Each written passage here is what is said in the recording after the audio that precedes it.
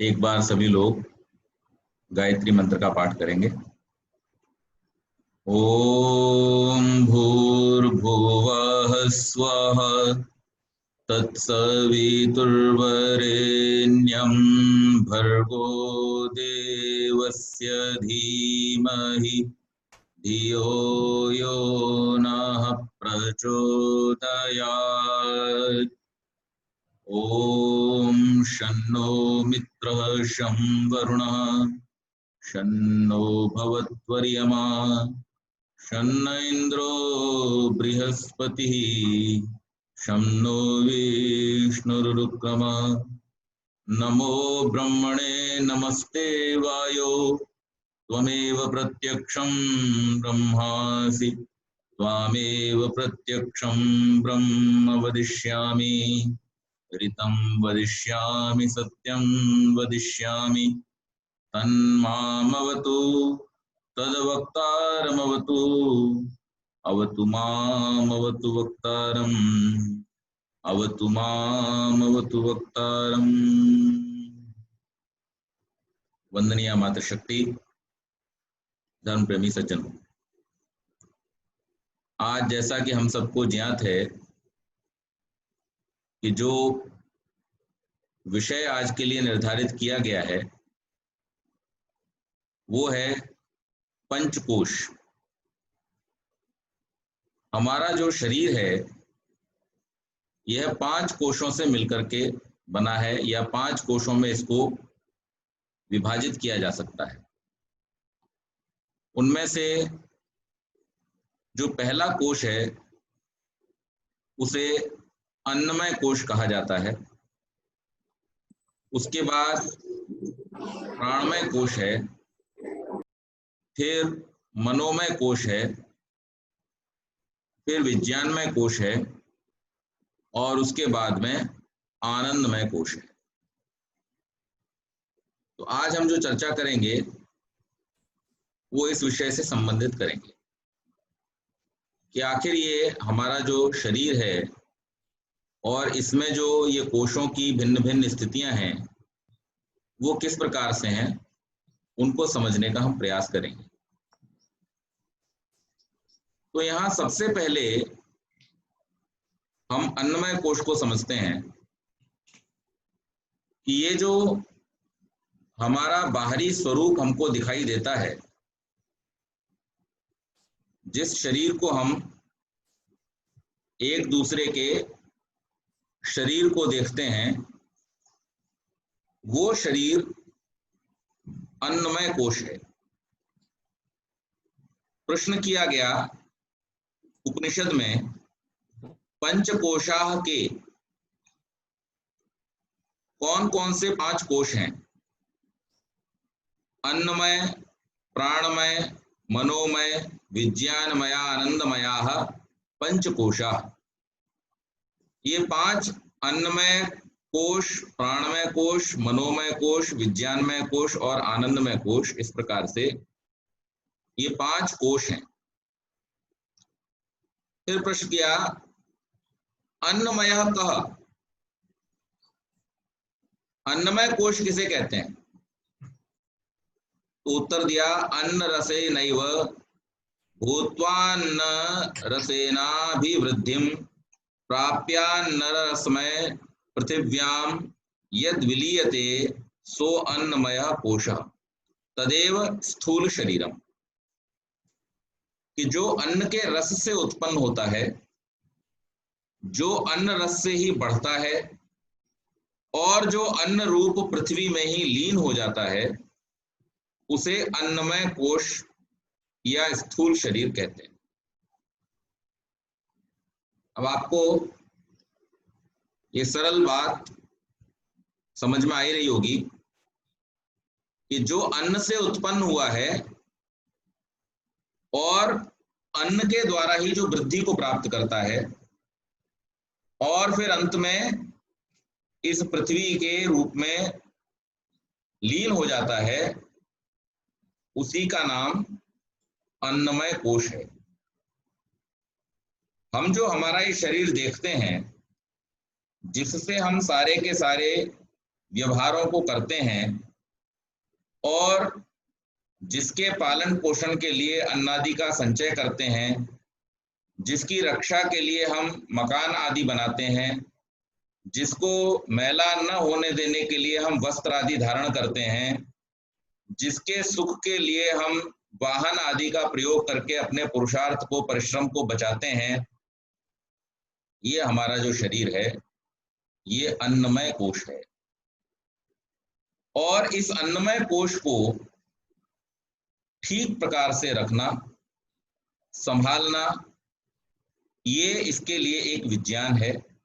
उस विज्ञान के द्वारा आप इस अन्नमय कोश को व्यवस्थित रख सकते हैं। वो विज्ञान क्या है? अन्नमय कोश को व्यवस्थित रखने के लिए सबसे पहले तो आपने जो इस अन्नमय कोश के लिए आवश्यक है केवल उन्हीं पदार्थों को इस अन्नमय कोश में डालना है। जैसे हम जब कोई वाहन लेकर के आते हैं तो उस वाहन के साथ में हमको बहुत सारे इंस्ट्रक्शन मिलते हैं। सबसे पहले तो जो उसका फ्यूलिंग है वो किस प्रकार से होगा, तो ये डीजल का व्हीकल है या पेट्रोल का व्हीकल है, इसके विषय में हमको बतलाया जाता है। अगर हम डीजल वाले में पेट्रोल डालेंगे, पेट्रोल वाले में डीजल डालेंगे तो गड़बड़ होगी। इसलिए बहुत स्पष्ट रूप से निर्देश कर दिया जाता है, और हम अगर कभी भूल भी जाएं तो भी उसमें गलती न होने पाए, इसलिए जहां से फ्यूलिंग की जाती है उस फ्यूलिंग के स्थान पर भी एक स्टिकर लगा दिया जाता है कि ये डीजल का है या पेट्रोल का, ताकि जो फ्यूलिंग करने वाला व्यक्ति है उसको भी ये ज्ञात रहे कि इसमें पेट्रोल भरा जाना है या डीजल भरा जाना है। उसके बाद हर वाहन के हिसाब से हमको ये भी बताया जाता है कि किसमें कौन सा इंजन ऑयल प्रयोग करना है, किसमें कौन सा कूलेंट प्रयोग करना है। अर्थात जितने उसके अंदर यंत्र हैं उन यंत्रों के आधार पर, उनके वैशिष्ट्य के आधार पर हमको यह बतलाया जाता है कि कौन से पदार्थों का इसके अंदर प्रयोग करना है और कौन से पदार्थों का इसके अंदर उपयोग नहीं करना है। ये बात स्पष्ट रूप से बता दी जाती है। लेकिन हम लोग अगर उस बात को न माने और मनमाने ढंग से जो चाहे सो उसमें डाल दें या जो उपलब्ध है वो उसमें डाल दें, तो क्या हम ये एक्सपेक्ट कर सकते हैं कि हमारा वो वाहन ठीक प्रकार से चलेगा? निश्चित रूप से हम सब इस बात को जानते हैं कि अगर उसके साथ में मनमानी की जाएगी, उसके नियमों का पालन नहीं किया जाएगा, तो वो वाहन निश्चित रूप से अपना जो परफॉर्मेंस है वो ठीक प्रकार से नहीं दे पाएगा। इसी प्रकार हमारा ये जो शरीर है, ये जो हमारा अन्नमय कोश है, स्थूल शरीर है, इस स्थूलमय शरीर को परमपिता परमेश्वर ने ऐसी सुंदरता के साथ में बनाया है कि इसमें भी इसी प्रकार से क्या खाया जाना चाहिए और क्या नहीं खाया जाना चाहिए, क्या इसके अंदर ले जाना है और क्या इसके अंदर नहीं ले जाना है, और इसकी व्यवस्था को किस प्रकार से रखना है, उन्होंने बहुत सारे संकेतों के माध्यम से इसको स्पष्ट किया है। इस संसार में जितने भी प्राणी हैं उन प्राणियों के भोजन के आधार पर, उनका भोजन किस प्रकार का होगा, इस भोजन के प्रकार के आधार पर उनके शरीरों की रचना है। मुख्य रूप से उनका जो मुख है, उस मुख की जो रचना है वो रचना स्वयं इस बात को स्पष्ट कर देती है कि कौन सा प्राणी किस प्रकार का भोजन करेगा। जो शाकाहारी प्राणी हैं उनके मुख की संरचना अलग है, और जो मांसाहारी प्राणी हैं उनके मुख की रचना और क्रियाविधि जो है वो अलग है। आप लोगों ने देखा होगा जितने भी मांसाहारी प्राणी हैं वो सभी के सभी अपनी जीभ से चाट करके पानी पीते हैं। वो कभी होठों से, जैसे भैंस, गाय, मनुष्य आदि होठों से पानी पीते हैं, इस प्रकार से वो जल नहीं पीते। उनका पानी पीने का तरीका क्या रहता है, वो जीभ से चाट चाट करके पानी को पीते हैं। इसी प्रकार से उनके अगर आप दांतों की संरचना को देखेंगे तो दांतों की संरचना में भी उनके दांत जो है वो क्या होते हैं, बहुत नुकीले होते हैं, जिससे वो अपने भोजन अर्थात मांस को चीर फाड़ करके और निगल सकें। उनके मुंह में चबाने के लिए बहुत ज्यादा दांत नहीं होते, उनके मुंह में जो दांत होते हैं मुख्य रूप से वो चीर फाड़ करने के लिए होते हैं। और उनकी जो आंत होती हैं, उन आंतों में जो रस बनते हैं वो इस प्रकार के रस हैं कि जो उस चीर फाड़ करके खाए हुए मांस को, निगले हुए मांस को अच्छी प्रकार से पचा सकते हैं और उस पचाए हुए से रसों का अवशोषण कर सकते हैं। लेकिन अगर हम शाकाहारी प्राणियों को देखें तो उनके मुख की संरचना में सबसे पहली चीज कि वो होठों से पानी पीते हैं। दूसरे, जो उनके दांत हैं वो चीर फाड़ की बजाय चबाने में अधिक समर्थ होते हैं। आप चाहे गाय के दांत देखें, भैंस के दांत देखें, हाथी के दांत देखें, अंदर जो दांत होते हैं उनके, जिससे भोजन खाता है हाथी, उन सब दांतों को अगर आप देखेंगे तो आपको पता चलेगा कि शाकाहारी प्राणियों के जो दांत हैं वो चबाने के लिए मुख्य रूप से उपयुक्त होते हैं। इसके साथ साथ जो हाथों की, पैरों की बनावट है, तो शाकाहारी प्राणियों के जो हाथ पैर होते हैं उनमें कहीं पर भी चीर फाड़ करने की सुविधा नहीं होती। आप हाथी के पैरों को देखिए, एकदम गोल गोल हैं, वो कुचल तो सकता है किसी चीज को, लेकिन उस पैर से पकड़ करके किसी चीज को चीर फाड़ नहीं सकता।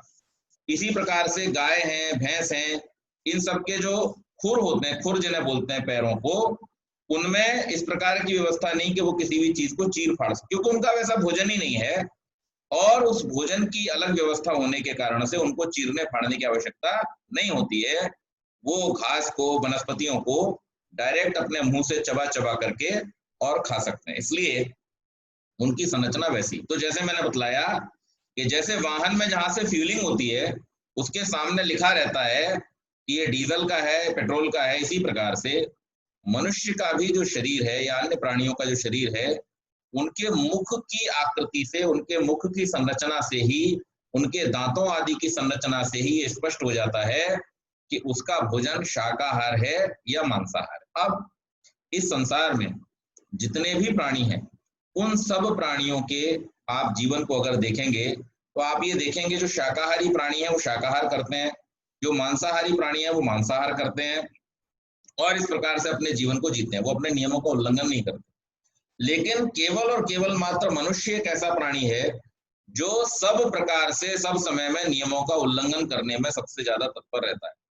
और ये ज्ञात होते हुए भी कि हमारी जो मुख की आकृति है, हमारे जो शरीर की संरचना है, हमारी जो आंतों की लंबाई है, मांसाहारी पशुओं की आंतों की लंबाई बहुत कम होती है, शाकाहारी पशुओं की आंतों की लंबाई ज्यादा होती है, ताकि देर तक भोजन का अवशोषण हो और अवशोषण होकर के उसके सारे रसों को खींच करके और ग्रहण किया जा सके। तो मांसाहारी पशुओं का कैसा है, उनके शरीर में एसिड्स बहुत ज्यादा बनते हैं उनके डाइजेस्टिव सिस्टम में, और एसिड्स के ज्यादा होने के कारण से वो उस मांस को जल्दी से गला गलू के पचा लेते हैं। लेकिन शाकाहारी प्राणियों में ऐसा नहीं होता है और इसके कारण से उनकी आंत लंबी होती है ताकि वो धीरे धीरे उस रस का अवशोषण हो। तो ये जो अंतर है, इन अंतरों को जानते हुए भी, इन सारी मुखाकृति आदि की संरचना को, हाथ पैरों की संरचना को देखते हुए भी अगर कोई अपने शरीर में मनमाना भोजन डाले तो निश्चित रूप से जैसे गाड़ी में मनमाना फ्यूल डालने पर उसका परफॉर्मेंस खराब हो जाता है, इसी प्रकार से शरीर में भी आप मनमाने ढंग से अगर कुछ भी डालेंगे भोजन के रूप में तो वो खराब होने ही वाला है। इसलिए इस अन्नमय कोश की रक्षा के लिए हमको क्या करना चाहिए, इसको सदैव योग्य आहार विहार से युक्त करना चाहिए। ये तो हो गया इसका भौतिक भाग। अब इसके अंदर एक हम थोड़ा सा आध्यात्मिक भाग को भी जोड़ते हैं। आध्यात्मिक भाग को इस रूप में हम समझें कि हमें जो वस्तु जहां से मिली है, हमें उसके स्वामी के द्वारा दिए गए निर्देशों का पालन करना चाहिए।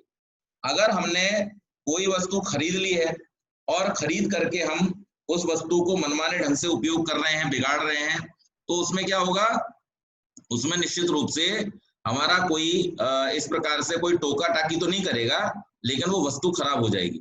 लेकिन सोचिए, कल्पना कीजिए कि जो वस्तु हमें किसी की कृपा से मिली है, किसी ने हमको दी है, और उस वस्तु को अगर हम खराब करना शुरू करें तो निश्चित रूप से क्या होगा, ये पाप की श्रेणी में आएगा। इसी प्रकार से परमात्मा हालांकि हमारे ही कर्मों के अनुसार हमको ये मनुष्य का शरीर देता है, लेकिन फिर भी हमें सदैव इसको परमात्मा की कृपा मानना चाहिए, उसकी दया मानना चाहिए कि उसने हमें इस जीवन से छूट करके और मुक्ति का मार्ग प्राप्त करने का एक अवसर दिया है। और जो व्यक्ति इस परमात्मा के द्वारा दी हुई मशीन में, इस स्थूल शरीर में अपने मनमाने ढंग से कुछ भी डालता रहता है, तो निश्चित बात है कि वो इस रूप में भी पाप का अधिकारी होता है कि वो अपना जो ये शरीर है, वो शरीर तो खराब करता ही करता है, परमात्मा की अवज्ञा कर कारण से वो इस पाप का भी भागी बनता है। तो इसलिए हमको ये चाहिए कि हमारा ये जो अन्नमय कोश है, इस अन्नमय कोश में हम सदैव सुंदर, स्वादिष्ट, अच्छे और जो इसको पुष्ट रखने वाले पदार्थ हैं, उनको ही हम इसके अंदर डालें। अधिक जो ऐसे पदार्थ हैं जो इसको हानि पहुंचा सकते हैं, उन पदार्थों को सेवन करने से हम बचें। तो इस प्रकार से ये हमारा ये अन्नमय कोश जो भौतिक शरीर है, इसको हम रक्षा कर सकते हैं और इसके द्वारा हम अपने जीवन में उन्नति की ओर भी आगे बढ़ सकते हैं, क्योंकि जितने भी हमारे कार्य हैं भौतिक रूप से हम जो करते हैं, उन सबके करने का साधन भी हमारा ये अन्नमय शरीर ही है, हमारा जो स्थूल शरीर है वही है। इसके बिना हम कोई काम नहीं कर सकते हैं। तो इसलिए इसको सदैव हमें अच्छे कार्यों में ही लगाना चाहिए, इसको कभी गलत कार्यों में नहीं लगाना चाहिए। तो जो यम और नियम आदि की बात होती है, उसमें हमें ये ध्यान रखना चाहिए कि यम और नियम इस शरीर को और जो हमारे बाकी के 5 जो कोश हैं, 4 कोश हैं, इन सब कोशों को उन्नति की ओर ले जाने के लिए, तो उसकी चर्चा भी हम आगे करेंगे। दूसरा है हमारा प्राणमय कोश। प्रश्न किया, प्राणमय कोश कह, प्राणमय कोश किसे कहते हैं? उत्तर मिला, कर्मेंद्रिय सह प्राणदीपम चक्रम प्राणमय कोश। प्राण, अपान, व्यान, समान, उदान, इन 5 वायुओं के समूह को और कर्मेंद्रिय पंचक के समूह को प्राणमय कोश कहते हैं। संक्षेप में ये हमारी क्रिया शक्ति है। अब इस शरीर में आपको हम बता चुके हैं 5 ज्ञानेंद्रियां हैं, 5 कर्मेंद्रियां हैं, अंतःकरण है और स्थूल शरीर है। इन सबका स्वामी आत्मा है। तो अब प्राणमय कोश के बारे में जब हम बात करते हैं, तो इसमें हमारे 5 प्राण हैं मुख्य रूप से, प्राण, अपान, व्यान, समान और उदान। और हमारी जो 5 कर्मेंद्रियां हैं जो क्रिया करती हैं, उन 5 कर्मेंद्रियों और 5 प्राणों को मिलाकर के जो समूह है, उसका नाम है प्राणमय कोश। अब ये प्राणमय कोश भी किस प्रकार से ठीक रहेगा, तो हमने आपको इसके विषय में भी विस्तार से बतलाया था कि जो हमारे 5 प्राण और 5 उपप्राण हैं, उनका शरीर में कहाँ कहाँ कैसा स्थान है और कौन कौन सी गतिविधियों को वो नियंत्रित करते हैं। तो प्राण जो है वो हमारे नाक से लेकर के और हृदय तक का, और अपान जो है वो कहाँ है, नाभि से नीचे, समान इस मध्य में, और उसके बाद में उदान ऊपर जो गर्दन से कंठ से ऊपर का हिस्सा है, और व्यान पूरे शरीर में व्यापक रहते हुए। इस प्रकार से ये 5 प्राण जो हैं, वो पांचों प्राण मिलकर के हमारे शरीर की गतिविधियों को नियंत्रित करते हैं। इनमें से हम जो वायु अंदर लेते हैं, वो वायु तो एक ही है जो हम नाक के द्वारा श्वसन करते हैं, लेकिन हमारी गतिविधियों के आधार पर, हमारे क्रियाकलाप, भोजन आदि के आधार पर, ये जो हमारे अंदर जाने वाली वायु है, ये वायु ठीक प्रकार से शरीर के अंदर वितरित होती है और वितरित होकर के ये अन्य अन्य गतिविधियों को नियंत्रित करती है, कंट्रोल करती है। तो इस प्रकार से प्राण है। और उसके बाद जो हमारी 5 कर्मेंद्रियां हैं, हाथ, पैर, वाणी, गुदा और उपस्थ, ये 5 जो हमारी कर्मेंद्रियां होती हैं, जिनके द्वारा अलग अलग कार्यों को किया जाता है। हाथ जो है वो कार्य करने के लिए है, पैर जो है वो गति करने के लिए है, वाणी जो है वो शब्द के लिए है, और गुदा जो है वो मलमूत्र के विसर्जन के लिए है, और उपस्थ जो है वो जनन के लिए, प्रजनन के लिए है। तो इस प्रकार से जो 5 कर्मेंद्रियां और 5 हमारे जो प्राण हैं, इनके द्वारा ये प्राणमय कोश का निर्माण होता है।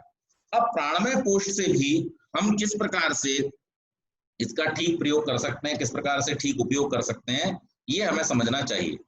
हमें जो प्राणवायु मिलती है, उस प्राण वायु का उपयोग हमारे शरीर की क्रियाविधि को, जैसे हमने बतलाया, चलाने के लिए होता है।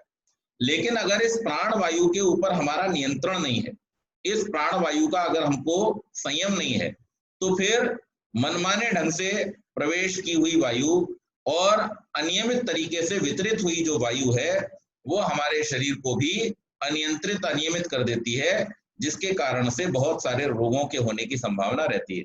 कभी किसी को हड्डियों में वायु के विकार से परेशानी होती है, किसी को कभी पेट में वायु के विकार से परेशानी होती है, कभी मस्तिष्क में वायु का विकार हो गया तो उससे सिरदर्द आदि की परेशानी होती है, किसी को वायु के ही विकार से मिर्गी आदि की परेशानी होती है। तो नाना प्रकार की ये जो बीमारियां हैं ये वायु के विकारों से होती हैं, वायु के विकार विकृत हो जाने के कारण से होती हैं। तो जो व्यक्ति इस वायु के प्रवेश को और इसके बाहर निकलने को कंट्रोल करता है, यानी जिसको हम सामान्य भाषा में क्या कहते हैं, प्राणायाम करता है, इस प्राण का जो व्यायाम करता है, वो व्यक्ति इस प्राण के द्वारा प्राप्त होने वाले लाभों को प्राप्त कर पाता है। और जो ऐसा नहीं करेगा, एक बार मुल्ला नसरुद्दीन से ये बात पूछी गई कि मुल्ला आप 120 साल के हो गए, कैसे जीवित हैं? तो उन्होंने उत्तर दिया, सांस लेता रहता हूं। अब सांस तो हम सब भी लेते रहते हैं, लेकिन वास्तव में इस बात पर अगर हम विचार करें कि हम सांस लेते रहते हैं या हमारी सांस आती जाती रहती है, तो पता चलता है कि हमारी सांस आती जाती रहती है, हम लेते छोड़ते नहीं है। ये तो आ जा रही है, हमारा इस पे कोई नियंत्रण है ही नहीं। अगर हमारा नियंत्रण होता तब इसको हम ये मानते कि हम ले दे रहे हैं, लेकिन वास्तव में क्या हो रहा है, ये सांस तो हमारी आ जा रही है। तो जो व्यक्ति, यहाँ पर संदेश ये दिया गया है कि जो व्यक्ति प्राणायाम करेगा, जो व्यक्ति इस प्राण की गतिविधि को कंट्रोल करेगा, उस व्यक्ति का जीवन लंबा होगा, उसकी आयु स्वस्थ होगी और उसके शरीर की जो गतिविधियां हैं वो उसके नियंत्रण में रहेंगी। तो इसलिए इस प्राणमय कोश को भी हमें नियंत्रित करना चाहिए और नियंत्रित करके इसके द्वारा अपने शरीर को स्वस्थ, पुष्ट और दीर्घायु बनाने का प्रयत्न करना चाहिए। विभूति पाद को पढ़ाते हुए मैंने आपको बतलाया था कि अनेक प्राणों पर विजय प्राप्त करने से क्या क्या होता है। तो उसमें प्राण, अपान, व्यान, उदान, समान, इन पांचों प्राणों पर जो विजय प्राप्त कर लेता है वो उससे संबंधित जो शक्तियां हैं उन शक्तियों को प्राप्त कर पाता है। जैसे समान के विषय में मैंने बतलाया था कि जो व्यक्ति समान प्राण पर संयम प्राप्त कर लेता है, उसका जो भी भोजन है उस भोजन का संपूर्ण रस उसके शरीर में ग्रहण होता है और भोजन का पाचन जो है वो पूरी तरह से होता है। अभी हम लोग जो ग्रहण करते हैं उस ग्रहण किए हुए का जो लोग व्यायाम आदि करते हैं उनके शरीर में 60, 65, 70% तक, और जो लोग व्यायाम आदि नहीं करते हैं उनके शरीर में 40, 45% तक उसका ग्रहण होता है। बाकी सब जो है उसकी पौष्टिकता वगैरह वो सब विष्ठा के साथ में, मलमूत्र के साथ में निकल जाती है। क्यों? क्योंकि उसका हम पूरा एब्जॉर्प्शन हमारी आंतों में नहीं हो पाता, क्योंकि हमारी गतिविधि नहीं है, उतना फिजिकल हमारा वर्क नहीं है, प्राणायाम आदि हम करते नहीं है। लेकिन जो व्यक्ति प्राणायाम के द्वारा समान प्राण पर संयम करता है, वो समान प्राण चूंकि हमारे इस मध्य के भाग में, हृदय से नीचे और नाभि से ऊपर का हिस्सा जहां पर भोजन आदि के रसों का अवशोषण और पाचन होता है, वो उसको नियंत्रित करने वाला प्राण है। तो जो व्यक्ति उस पर नियंत्रण कर लेता है उस व्यक्ति को क्या होता है, उसका भोजन पूरी तरह से पचता है और थोड़ा सा भोजन करने पर भी उसके शरीर में अतुलनीय शक्ति जो है वो आ जाती है, उसका पूरा रस बनता है और उससे पूरा उसको लाभ होता है। इसी प्रकार से जो उदान समान पर नियंत्रण कर लेते हैं, तो उदान चूंकि ऊपर का प्राण है, कंठ से ऊपर का, तो ये उदान प्राण ही वो प्राण होता है जो समाधिस्थ योगियों के जीवात्मा को लेकर के शरीर से बाहर जाता है। तो जो लोग उदान प्राण पर संयम कर लेते हैं वो अपनी इच्छानुसार मुक्ति के प्राप्त हो जाने पर इस शरीर को छोड़ करके चले जाते हैं। और इसके साथ साथ उदान प्राण वो है जो हमें ऊपर लेकर के जाता है। तो उदान के संयम से एक और लाभ होता है कि जो व्यक्ति उदान प्राण पर संयम कर लेता है उसको फिर डूबने का डर नहीं रहता, वो पानी में डूबता नहीं है। उसको जो कांटे आदि हैं अर्थात पार्थिव जो पदार्थ हैं वो उसको हानि नहीं पहुंचा पाते हैं और उसका शरीर भी इतना हल्का, जैसे रुई का फाहा होता है इस प्रकार से वो उड़ते हुए चला जाता है हवा के झोंके के साथ में। ऐसे ही उदान प्राण पर जिसका संयम है वो व्यक्ति अपने शरीर को वायु में ले जा सकता है। अब इसमें आपके मन में एक प्रश्न आ सकता है कि भाई शरीर तो वजन वाला है, वजन कैसे कम हो जाएगा। तो वजन के बारे में आप ये समझ लीजिए, वजन कोई अपने आप में चीज नहीं होती। जैसे समय रिलेवेंट है, इसी प्रकार से वजन भी रिलेवेंट है। वो दूसरी चीजों के सानिध्य में उसका एहसास होता है। उसके लिए एक चीज नहीं बल्कि बहुत सारी चीजें जो हैं वो निर्भर करती हैं। जैसे पानी का जहाज है, अब अगर डूबने का सिद्धांत ये है कि वजन ज्यादा होने से डूब जाएंगे और वजन कम होने से नहीं डूबेंगे, तो पानी का जहाज क्यों नहीं डूबता है? क्योंकि उसकी जो आकृति है, उसका जो निर्माण है, वो इस प्रकार से किया गया है, इस तकनीक के साथ में किया गया है कि उसमें जो वायु का अंश है, उस वायु के अंश के कारण से वो डूबता नहीं है। जबकि उससे बहुत हल्का हजारों आदमी जो हैं जब तक जहाज पर हैं तब तक नहीं डूबेंगे, लेकिन एक आदमी को भी उन हजारों व्यक्तियों में से अगर पानी में आप डाल दो तो वो डूब जाएगा। अच्छा, वो भी डूबेगा कैसे? कि जब तक उसके अंदर जीव है तब तक तो वो डूबा रहेगा, और जैसे ही उसकी मृत्यु हो जाएगी तत्काल उसका शरीर जो है वो पानी में फिर वो ऊपर तैरने लगता है। अब शरीर के वजन में तो कोई कमी हुई नहीं, लेकिन उसके बावजूद भी आप देखते हैं कि वही शरीर जिसके डूबने से उस व्यक्ति की मृत्यु हुई थी, मृत्यु हो जाने के बाद में वही शरीर तैर करके ऊपर आ जाता है। तो इसलिए हमें ये समझना चाहिए कि ये जो पानी के अंदर डूबना है या हवा में उड़ना है, हवा में उड़ने का भी यही सिद्धांत है कि आप अगर ये कहें कि केवल हल्की चीज ही उड़ सकती है, तो फिर इतना हजारों टन का जो हवाई जहाज है और इतना इतना माल लेकर के वो जो हवा में उड़ जाता है, वो किस प्रकार से उड़ जाता है। तो ये सारी की सारी जो बातें हैं, ये हमें वैज्ञानिक दृष्टि से इनको देखना चाहिए, सामान्य दृष्टि से देखने में हमारी समझ में नहीं आएंगे। तो जो योगी जब प्राण के ऊपर संयम कर लेता है, तो प्राण पर संयम करने से उसको नाना प्रकार की सिद्धियां प्राप्त होती हैं, और इस शरीर से जुड़े हुए जो रोग हैं, इस शरीर से जुड़ी हुई जो बाधाएं हैं, उन बाधाओं को पार करके वो और विचरण कर सकता है। तो इसलिए ये प्राणमय कोश भी हमारी उन्नति में साधक है, और इस प्राण को हमें जितना हो सके उस पर संयम करने का प्रयास करना चाहिए। अब उसके बाद तीसरा आता है मनोमय कोश।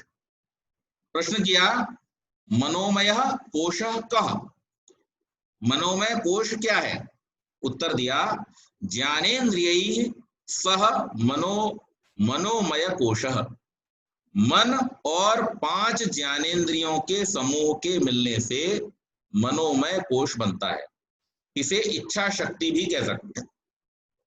तो हमारा जो मन है, आप सभी जानते हैं, पहले बतलाया भी है कि मन का कार्य किस प्रकार से होता है। तो जो ज्ञानेंद्रियां हैं, उन ज्ञानेंद्रियों के द्वारा मन बाह्य विषयों के संबंध में जानकारी को प्राप्त करता है। अगर ज्ञानेंद्रियों से संयोग न हो तो मन किसी भी जानकारी को प्राप्त नहीं कर सकता। इसको उल्टा भी समझ सकते हैं कि जिस ज्ञानेंद्रिय से मन का संयोग नहीं होगा, उससे संबंधित ज्ञान आत्मा को नहीं हो सकता। ये मन जो है वो ज्ञानेंद्रियों के सानिध्य से बाहरी विषयों के ज्ञान को ग्रहण करता है। जैसे आंख से हम किसी दृश्य को देख रहे हैं, तो आंख से देखे जाने के कारण से उसका ज्ञान हमारे मन को होगा और उस मन के द्वारा आत्मा को होगा। लेकिन अगर आंख किसी की बिगड़ गई, जैसे कोई व्यक्ति अगर चश्मा लगाता है, जिसको चश्मा लग गया है और उसके सामने से चश्मा हटा दिया, अब उसकी आंख विकृत है, वो देख नहीं सकती है। जब देख नहीं सकती है तो सामने विषय उपस्थित रहेगा, लेकिन विषय उपस्थित रहने के बावजूद भी मन जो है उसका ज्ञान प्राप्त नहीं कर पाएगा। तो मनोमय कोश जो है वो इंद्रियों के साथ जो मन है उसको मनोमय कोश कहा जाता है, और इसके द्वारा मन जो है नाना प्रकार के जो सांसारिक पदार्थ हैं, विषय हैं, उनका ज्ञान प्राप्त करता है। इंद्रियों के सानिध्य से जो ज्ञान उत्पन्न होता है मन को, उस मन के सानिध्य के ज्ञान को जीवात्मा प्राप्त करता है। जिन वस्तुओं से इंद्रिय का संयोग तो हो रहा है, लेकिन अगर मन का संयोग नहीं है, तो ये 3 समझ लीजिए कि सर्किट हैं। उन 3 सर्किट, एक सर्किट में 3 तार हैं, और इन 3 तारों में से अगर कहीं पर भी डिस्कनेक्शन हो जाएगा तो फिर करंट फ्लो नहीं करेगा। तो पहला सबसे पहली चीज क्या है? जो पदार्थ, जो विषय है। दूसरा है ज्ञानेंद्रिय, और तीसरा है मन। तो अगर पदार्थ के साथ में इंद्रिय का संयोग नहीं होगा तो ज्ञान प्राप्त नहीं होगा, और इंद्रिय के साथ में मन का संयोग नहीं होगा तो भी ज्ञान प्राप्त नहीं होगा। तो इंद्रिय का विषय के साथ में और मन का इंद्रिय के साथ में संयोग होना किसी भी ज्ञान की प्राप्ति के लिए आवश्यक होता है। इसीलिए हम कल जो चर्चा कर रहे थे सांख्य दर्शन में, इसको और थोड़ा गहराई में हम समझते हैं कि जैसे हमने किसी शब्द को सुना और शब्द को सुन करके हमको जो ज्ञान हुआ वो कौन सा ज्ञान हुआ? शाब्दिक ज्ञान हुआ। उसमें हमारा मन जुड़ा हुआ था। मन को कान के साथ जोड़ करके हमने किसी उपदेशक के द्वारा उस शब्द को सुना और सुन करके हमने उस शब्द को जान लिया। जैसे विरोचन ने प्रजापति से ये सुना कि जो उस जल में दिखाई देता है, अर्थात शरीर की जो परछाई उस जल में दिखाई दे रही है या दर्पण में दिखाई दे रही है, वही आत्मा है। और उसने क्या किया? उस शब्द के ऊपर मनन नहीं किया, विचार नहीं किया, जो मन का प्रोसेस है वो नहीं किया, केवल इंद्रिय के स्तर तक ही, कान के स्तर तक ही उसने उसको सुन करके छोड़ दिया। और फिर विचार न करने के कारण से वो यही मान बैठा कि ये जो दिखाई दे रहा है अर्थात जो स्थूल शरीर है यही आत्मा है। लेकिन इंद्र ने वहां पर क्या किया? इंद्र ने वहां पर इंद्रिय के द्वारा जो सुना था और मन में जिसकी आवृत्ति हुई थी वो उसको और ऊपर के स्तर तक लेकर के गया, विचार के स्तर तक लेकर के गया। और वहां पर उसने विचार किया कि जो स्थूल दिखाई दे रहा है अगर यही वास्तव में आत्मा है तो फिर ये परिवर्तनशील क्यों है, ये नाशवान क्यों है, और इसमें नाना प्रकार के दुख क्यों है, नाना प्रकार से ये जो मन है ये इंद्रियों के द्वारा ज्ञान को प्राप्त तो करता है, लेकिन इंद्रियों के द्वारा प्राप्त किए हुए ज्ञान पर ये विचार करने का भी काम करता है, संकल्प विकल्प का भी काम करता है।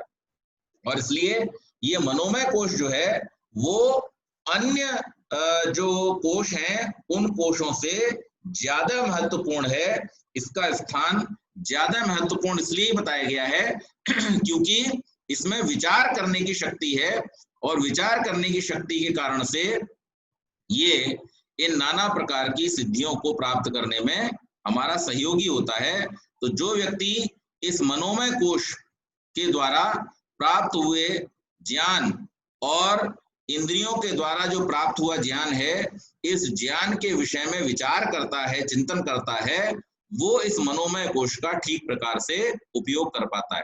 ये क्षमता जो है मनोमय कोश की, ये पशु पक्षियों से ऊपर की क्षमता है। ये पशु पक्षियों में इस प्रकार की क्षमता नहीं होती कि जो उन्होंने सुना है उस सुने हुए पर वो विचार कर सकें, उनमें विचार करने की क्षमता नहीं होती है। मनोमय स्थिति जो है वो विचारशील प्राणियों की है और ये ऊंची स्थिति मननात् मनुष्य, या जिसे मत्वा कर्माणि सीव्यति भी कहते हैं कि मनुष्य नाम इसलिए पड़ा है कि यह मनन कर सकता है। मनन अर्थात चिंतन करना, तो पशु पक्षियों में ये चिंतन करने की फैसिलिटी जो है वो नहीं है। वो जैसा देखते हैं उस देखे हुए के अनुसार ही वो निर्णय ले लेते हैं, लेकिन मनुष्य जो है वो देखे हुए को विचार पूर्वक निर्णय लेता है। तो इसलिए हमको ये ध्यान रखना चाहिए कि हमने जो कुछ देखा है और हमने जो कुछ सुना है अर्थात ज्ञानेंद्रियों से जो ज्ञान प्राप्त किया है उसके ऊपर हम विचार भी करें। एक छोटी सी कहानी मैं आपको इस बीच में सुनाता हूँ। हम सभी ने कालिदास के बारे में सुना है। कालिदास जी के बारे में एक लोकोक्ति प्रसिद्ध है कि कालिदास जी जो थे वो अपने जीवन के पूर्व काल में इतने मूर्ख थे कि वो एक बार पेड़ पर बैठे हुए थे और डाल काट रहे थे। और कौन सी डाल काट रहे थे? जिस डाल पर वो बैठे हुए थे उसी डाल को काट रहे थे। ये कथा उनके बारे में किंवदंती के रूप में प्रसिद्ध है। तो चूंकि उस राज्य की जो राजकुमारी थी विद्योत्तमा, वो बहुत विदुषी थी और बहुत सारे मंत्रीगण जो थे वो उससे ईर्ष्या करते थे। तो उसके विवाह के लिए जब महाराज का आदेश मिला और विद्योत्तमा के लिए वर ढूंढ कर लाने की बात हुई, तो वो जो ईर्ष्या करने वाले मंत्री आदि थे उन लोगों ने सोचा कि इसका विवाह तो ऐसे मूर्ख से कराना चाहिए कि इसका जीवन ही सारा बर्बाद हो जाए।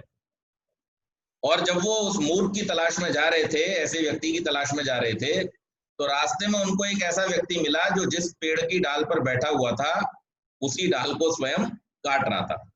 और उन्होंने जब ये देखा तो उन्हें लगा कि भाई इससे बढ़िया मूर्ख आदमी और कौन हो सकता है कि जिस डाल पे बैठा हुआ है उसी डाल को काट रहा है। तो उन लोगों ने ये विचार करके कि ये तो मूर्ख है, उसको बुला लिया और बुला करके और अपने साथ में कहा कि हम तुम्हारी राजकुमारी से हम शादी करवा देंगे, लेकिन शर्त ये है कि तुम वहां जाकर के कुछ भी बोलोगे नहीं। और फिर इस प्रकार से वहां शास्त्रार्थ की जो शर्त रखी गई थी स्वयंवर के लिए, वो शास्त्रार्थ हुआ और किसी भी प्रकार से उन्होंने उनको वहां जिता दिया। उसके बाद आदि आदि बहुत सारी आगे उनकी शादी वादी हो गई और जो कुछ भी हुआ। लेकिन मेरा जो इस कथा को सुनाने का प्रयोजन है वो ये है कि हम सभी इस बात को हर बार सुनते हैं और हंसते हैं कि कालिदास जिस डाल पर बैठे हुए थे उसी डाल को काट रहे थे। तो ये मूर्खता का परिचय है। लेकिन हम जरा अपने ऊपर दृष्टि डालें, क्या हम भी जिस डाल पर बैठे हैं उसको काट नहीं रहे? हमारा जीवन क्या है? समय। और उस समय को हम क्या करते हैं? काटते हैं। किसी से पूछो तो लोग कहते भी हैं क्या कर रहे हैं साहब, आजकल क्या चल रहा है? अरे साहब घर पर हैं, कोरोना में निकल तो कहीं पा नहीं रहे, तो समय काट रहे हैं। जो समय काट रहा है वो जीवन को काट रहा है, और जो जीवन को काट रहा है अर्थात वो उस डाल को काट रहा है जिस पर वो बैठा हुआ है। तो वो कौन हो गया फिर? कालिदास की तरह वो भी उसी मूर्खता की श्रेणी में आ गया। हमको ये विचार करना चाहिए, जो ये विचार करता है वो मनुष्य है, और जो ये विचार नहीं करता है वो पशु के समान है, मूर्ख है। एक राइटर ने, एक लेखक ने बहुत सुंदर बात लिखी है, don't waste your time because this is the stuff life is made of. जीवन है क्या? जन्म से मृत्यु तक का जो समय है उसी का नाम तो जीवन है। और अगर हम अपने व्यर्थ के कार्यों में, व्यर्थ की जो हमारी भागदौड़ है उसमें अगर हम अपने जीवन के इस बहुमूल्य समय को, जो कि कभी लौट करके आने वाला नहीं है, कितना भी मूल्य आप इसके लिए दे दें, लेकिन आपके जीवन का जो समय एक बार बीत जाएगा वो कभी नहीं लौट करके आएगा। आप लोगों ने एक कथा भी सुनी होगी इस संबंध में। एक सेठ जी थे और वो सेठ जी धन कमाने में बड़े व्यस्त रहते थे। बहुत सारा धन उन्होंने कमा रखा था, बहुत सारा धन उन्होंने कमा रखा था। एक बार उनके घर में एक सन्यासी आए और उन सन्यासी ने उनसे कहा, सेठ जी धन तो बहुत हो गया, अब आप थोड़ा सा ईश्वर का भजन भी कर लीजिए। बोले महाराज बस ईश्वर का ही भजन करना है, अब क्या है, लेकिन थोड़ा सा अभी एक एक दो दो चीजें जो रह गई हैं मेरी, जो मैंने संकल्प किए हैं कि इतना इसके लिए इकट्ठा कर दूं, इतना इसके लिए इकट्ठा कर दूं, बस उसमें लगा हुआ हूं, ये हो जाए एक बार सोई में ईश्वर भजन में लग जाऊं। काल का चक्र घूमा और सेठ जी बीमार पड़ गए। बीमार पड़ गए तो बिस्तर पे आ गए। जब बिस्तर पर आ गए और वैद्यों ने कह दिया कि भाई अब इनका उपचार नहीं हो सकता, अब तो जो समय थोड़ा बहुत बचा है बस वही है, तो सेठ जी को उस समय उन सन्यासी जी की बात याद आई। अरे स्वामी जी ने कहा था कि मैं ईश्वर का भजन कर लूं, नहीं तो मेरी मुक्ति नहीं होगी, मेरी छुट्टी नहीं होगी। और ये सोच करके वो बड़े पछताने लगे। पछताने लगे तो एक दिन आया जब यमराज उनको लेने के लिए आ गए। यमराज जब लेने के लिए आ गए तो यमराज से उन्होंने कहा, महाराज आप मुझे थोड़ा सा समय दे दीजिए, ये जितना भी मेरा धन संपत्ति वैभव जो कुछ भी है, जो जीवन भर कमा करके मैंने इकट्ठा किया है, आप इसको ले जाइए, लेकिन मुझे थोड़ा सा समय दे दीजिए, मैं प्रभु की आराधना कर सकूं। तो वहां पे धर्मराज ने क्या कहा कि सेठ जी मेरा नाम धर्मराज इसीलिए है कि मैं किसी अन्याय के कार्य को नहीं करता, न मैं रिश्वत लेता हूं और न मैं किसी की सुनता हूं, मैं सिर्फ अपने नियम का पालन करता हूं, इसीलिए मेरा नाम धर्मराज है। और सेठ जी को सारी दौलत, सारा वैभव दे करके भी समय वापस नहीं मिला। तो ये कहानी हमको इस बात का संदेश देती है कि जीवन में जो सबसे ज्यादा महत्वपूर्ण चीज है वो क्या है? ये हमारा जो जीवन का समय है, क्योंकि ये कभी हमें वापस नहीं मिलेगा। और ये समय हमें क्यों मिला है, इस पर विचार करना और भी ज्यादा महत्वपूर्ण है। तो जो व्यक्ति इस मनोमय कोश में अपने मन में इन विचारों को लेकर के आता है और विचार पूर्वक अपने जीवन के कर्मों को करता है, तो वो मनोमय कोश से सही लाभ ले पाता है। ये स्थिति पशुओं में नहीं होती, ये स्थिति केवल और केवल मनुष्यों में, क्योंकि मनुष्य एक विचारशील प्राणी है, उसका जीवन वैचारिक आधार पर चलता है। इसलिए मनुष्य को ये चाहिए कि जब उसे यह अवसर मिला है तो इस अवसर का लाभ उठाए और अपने कार्यों को विचार पूर्वक करे। ज्ञानेंद्रियों से प्राप्त होने वाले जो विषयों के ज्ञान हैं, उन विषयों के ज्ञान को इसी रूप में वो ग्रहण करे कि ये मेरे जीवन को चलाने के लिए आवश्यक है, मेरी जीवन की उन्नति के लिए आवश्यक है, उतनी ही मात्रा में मुझे इसका उपयोग करना है, बहुत ज्यादा इकट्ठा करने के चक्कर में अपने समय को व्यर्थ नहीं गंवाना है। फिर उसके बाद में प्रश्न किया, विज्ञानमय कोश का, विज्ञानमय कोश कौन सा है? तो उसका उत्तर दिया, ज्ञानेन्द्रिय सह बुद्धिर विज्ञानमय कोश, बुद्धि और 5 ज्ञानेन्द्रियों का समन्वय विज्ञानमय कोश है। अब मनोमय कोश क्या था? 5 ज्ञानेन्द्रियों और मन का समन्वय। और विज्ञानमय कोश क्या है? 5 ज्ञानेन्द्रियों और बुद्धि का समन्वय। तो ये जो हमारी बुद्धि है, ये बुद्धि भी क्या है? मैंने पहले ही बतलाया था आपको कि हमारा जो, अगर हम सांख्य दर्शन की दृष्टि से देखें तो बुद्धि वो तत्व है जिससे बाकी सारे तत्वों का निर्माण हुआ, अर्थात महत तत्व है। और हम अपने शरीर की दृष्टि से देखें तो हमारे शरीर में भी जो अंतःकरण है, उस अंतःकरण में आत्मा के जो सबसे निकट है वो बुद्धि है, क्योंकि आत्मा जो निर्णय लेता है वो बुद्धि के आधार पर लेता है। जिसकी बुद्धि क्रोध आदि के द्वारा या कुमार्ग पर चलने के कारण से अगर किसी प्रकार से भ्रष्ट हो जाती है तो वो व्यक्ति फिर कुमार्ग पर ही प्रवृत्त हो जाता है और निरंतर पतन की ओर चला जाता है। और जो व्यक्ति अपनी बुद्धि को आत्मा के साथ जोड़ करके रखता है, अर्थात उस बुद्धि को सदैव अच्छे कार्यों की ओर लगाता है, आत्मा के आदेशानुसार चलता है, वो व्यक्ति सदैव उन्नति की ओर जाता है। तो इसलिए ये 5 ज्ञानेंद्रियों के साथ में बुद्धि का जो योग है, इसको विज्ञानमय कोश कहा गया है। प्रत्येक व्यक्ति को ये चाहिए कि वो अपनी ज्ञानेंद्रियों से ज्ञान तो प्राप्त करे, लेकिन उसको आत्मवित होकर के, आत्म आध्यात्मिक होकर के, जिसे हम आध्यात्मिक कहते हैं। आध्यात्मिक शब्द का अर्थ क्या है? कि जो आत्मा की आवाज को सुनता है, जो आत्मा के अनुसार चलता है, उसका नाम है आध्यात्मिक। तो जो व्यक्ति इस प्रकार से अपनी आत्मा के अनुसार अपने जीवन के कार्यों को करता है, जो आत्मा की आवाज, और आत्मा की आवाज भी कई बार इस बारे में प्रश्न करते हैं लोग कि आत्मा की आवाज क्या होती है? स्वामी जी ने इसका बड़ा सुंदर उत्तर दिया हुआ है। आत्मा का आवाज क्या है कि जब भी हम कोई ऐसा कार्य करने के लिए प्रवृत्त हों जिसको करते समय हमको भय, शंका और लज्जा उत्पन्न हो मन में, तो ऐसे कार्य को नहीं करना चाहिए। ये आत्मा की आवाज। और ऐसा कार्य जिसमें आनंद हो, उत्साह हो और बार बार करने की इच्छा हो, सबको बताने की जिसमें इच्छा हो, ऐसा कार्य करने को सदैव तत्पर रहना चाहिए। तो हम जब दान आदि करते हैं, हम जब किसी का सहयोग करते हैं, हम जब यज्ञ करते हैं, हम जब कोई अच्छी बात लोगों के बीच में कहते हैं, तो उसे करते समय हमें क्या होता है? आनंद होता है, उत्साह होता है। और हम ये चाहते हैं कि जितने लोग इस समय सुन रहे हैं वो तो सुने ही सुने, लेकिन इसके बाद भी इसकी रिकॉर्डिंग हो जाए तो बहुत सारे और लोग भी बाद में इसको सुन करके लाभान्वित हों। और जब हम कोई गलत कार्य करते हैं, चोरी करते हैं, चकारी करते हैं, तो हम क्या देखते हैं? सबसे पहले कोई देख तो नहीं रहा, अगर देखा गया तो पकड़ा जाऊंगा, पकड़ा गया तो मार पड़ेगी, सजा होगी। तो भय, शंका और लज्जा ये जिसमें उत्पन्न हो, ऐसे कार्यों को करना नहीं चाहिए। आदमी जब झूठ बोलता है, उसको भले मालूम है कि सामने वाले को पता नहीं है और मैं झूठ बोल रहा हूं तो इसको मालूम नहीं पड़ेगा, लेकिन भले सामने वाले को मालूम ना पड़े, लेकिन वो स्वयं अंदर ही अंदर अपने को धिक्कार रहा होता है कि मैंने ये असत्य बोला। वो उसको बोलते समय कभी भी प्रसन्न नहीं होता है, सदैव उसके मन में भय का वातावरण रहता है कि अगर मान लो किसी प्रकार से पता चल गया तो मेरी बड़ी बदनामी होगी, मेरी बड़ी लज्जा की बात होगी। तो इस प्रकार से भय, शंका और लज्जा जिनमें उत्पन्न हो, ऐसे कार्यों से बचना, और जिन कार्यों में आनंद उत्साह उत्पन्न हो, उन कार्यों को करना। जो बुद्धि से इस प्रकार के निर्णय लेता है और इस प्रकार से अपने कार्यों को करता है, और इसको सरल कर दिया महर्षि वेदव्यास ने कि जैसा व्यवहार आपको अपने लिए पसंद नहीं है, वैसा व्यवहार आप दूसरों के साथ न करें। तो कई बार लोग जो इस बात का हेतु देते हैं, कारण देते हैं कि भाई एक चोर जो है उसे तो चोरी करना पसंद है, एक डाकू जो है उसे तो डकैती डालना पसंद है, तो जो पसंद है वैसा व्यवहार दूसरों के साथ करो। तो बोले नहीं, इसको इस रूप में नहीं लेना, इसको इस रूप में लेना है। क्या कोई चोर ये पसंद करता है कि उसके घर में चोरी हो? क्या कोई झूठ बोलने वाला ये पसंद करता है कि उसके साथ कोई झूठ बोले?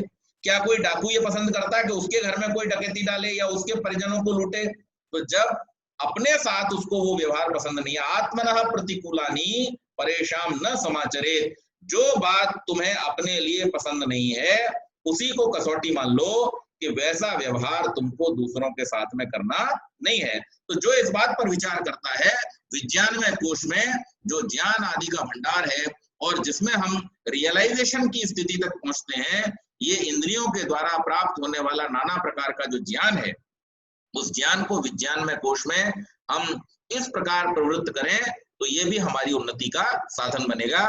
और इस प्रकार से फिर पांचवा है आनंदमय कह। आनंदमय कोश क्या है? स्वरूप ज्ञान आनंदमय कोश तत्कारण शरीरम। आनंदमय कोश क्या है? इसी प्रकार से कारण रूप अविद्या में रहने वाला रज और तम के संयोग से मलिन सत्व के कारण मुदित वृत्ति वाला कोश ही आनंदमय कोश कहलाता है।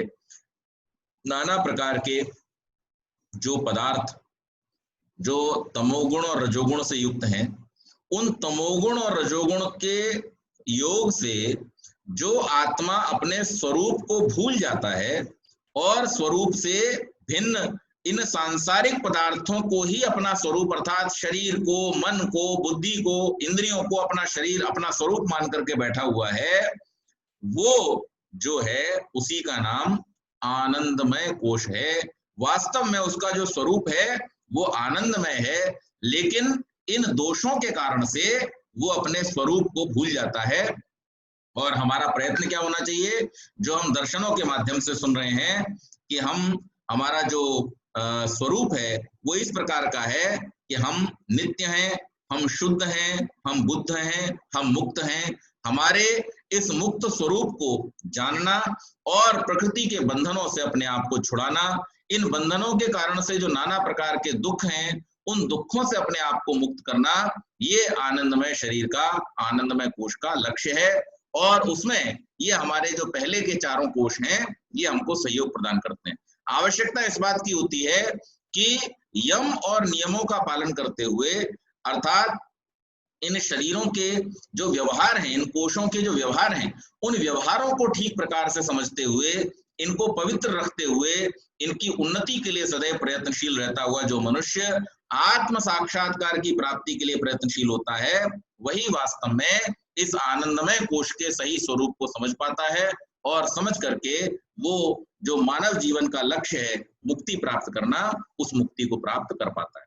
तो ये सारे के सारे जो हमारे कोश हैं ये वास्तव में आत्मा को सहयोग देने वाले हैं। आनंदमय कोश जो हमारा आत्मा के साथ में है उसको ये सहयोग देते हैं कि किस प्रकार से ये आगे बढ़ करके अपने सही जो लक्ष्य है उस लक्ष्य को प्राप्त कर सके। और इसमें जो आदरणीय रजनीश जी ने कल पूछा था कि यम नियम का क्या इसमें प्रयोजन रहता है, तो यमों और नियमों का जो प्रयोजन है वास्तव में वो इनको इनके लक्ष्य तक पहुंचाने की दृष्टि से है। जैसे अहिंसा आदि के द्वारा हमारा जो अन्नमय कोश है, हमारा जो मनोमय कोश है, उस अन्नमय और मनोमय कोश को हम यहाँ पर कंट्रोल कर पाते हैं, उसको हम ठीक कर पाते हैं। क्यों? क्योंकि जब हम अहिंसा का व्यवहार करेंगे हमारा मन पवित्र होगा, हम जब सत्य का व्यवहार करेंगे हमारा मन पवित्र होगा, और इसी प्रकार से हम जब चोरी आदि नहीं करेंगे तो उससे हमारा मन पवित्र होगा। और साथ ही इनके कारण से जो हमारे अन्नमय कोश में नाना प्रकार के विकार, दूसरे रस उत्पन्न होते हैं, उससे अन्नमय कोश भी हमारा खराब होता है। अन्नमय कोश के खराब होने से हमारा प्राणमय कोश भी खराब होता है। तो इन तीनों को जो सुरक्षित करने का उपाय है, ठीक करने का उपाय है, इनके माध्यम से हो जाता है। इसी प्रकार से ज्ञान के द्वारा, स्वाध्याय आदि के द्वारा हमारी जो बुद्धि है वो बुद्धि हमारी पवित्र होती है और सन्मार्ग की ओर प्रेरित होती है। हमारा चित्त जो है जब बार बार अच्छी बातों की आवृत्ति करता है, उनको सीखने का प्रयास करता है, उनको ही बार बार दोहराता है, तो ऐसा जो हमारा चित्त है वो भी किधर प्रवृत्त होता है? सन्मार्ग की ओर प्रवृत्त होता है और कुमार्ग से बच जाता है। उसके ऊपर बार बार दोहराए हुए इन अच्छे चीजों के संस्कार पड़ते हैं, बार बार किए हुए अच्छे कार्यों के उसके ऊपर संस्कार पड़ते हैं, और इन संस्कारों के कारण से उसकी जो निरुद्ध अवस्था है उसको प्राप्त होने में सहयोग मिलता है। जितना जितना तमोगुण से सतोगुण की ओर हम चलेंगे उतना उतना हमारा जो वृत्तियों का ताना बाना है वो कमजोर होता जाएगा, और उन वृत्तियों के ताने बाने के कमजोर होते जाने से हम जो है वो अपने आप को संयम में रख पाएंगे, कंट्रोल में रख पाएंगे।